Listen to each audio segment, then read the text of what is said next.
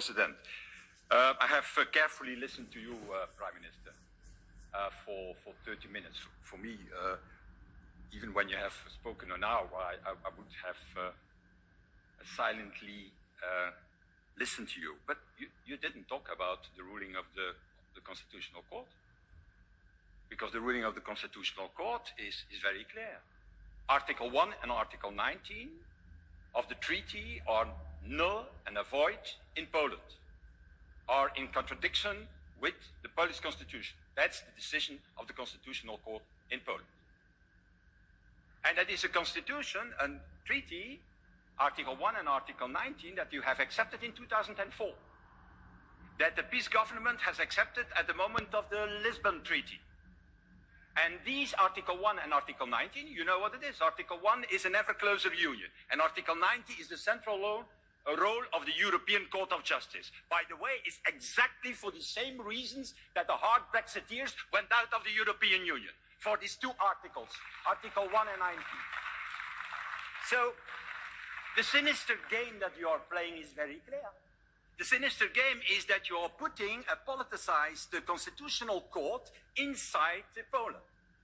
And that the politicized Constitutional Court is criticized by whom? By the European Court of Justice. So the way to eliminate the decisions of the European Court of Justice is to take with the politicized Constitutional Court of Poland a decision that the ECJ has no longer a right of decision in Poland. That is what you have done.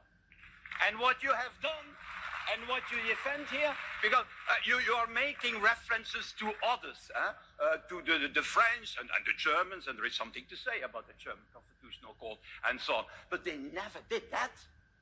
They never said that Article 1 and Article 19 is not longer applicable in Poland, in their country. They never did that. Like I said, the Brexiteers did that.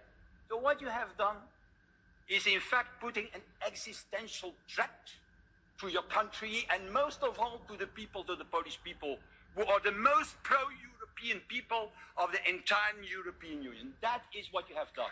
And that remembers me something very dramatic in European history. By the end of the 18th century, when a great country like Poland disappeared, a fatal mix of bad governance, of external threats, and the betrayal of conservatives who could not accept a modern Polish constitution at that time. Well, I am the only one who sees some fatal resemblance here by what is happening today in Poland. So, I have to tell you, I know that you are a historian. I know that you are a historian, Prime Minister.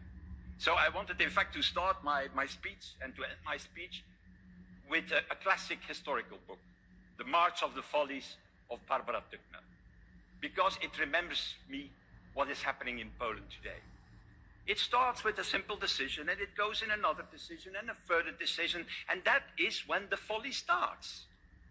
It's in fact not people who want that, not the ordinary Polish citizens. It's the ego of big power players who are not thinking what will be the disaster at the end of the story.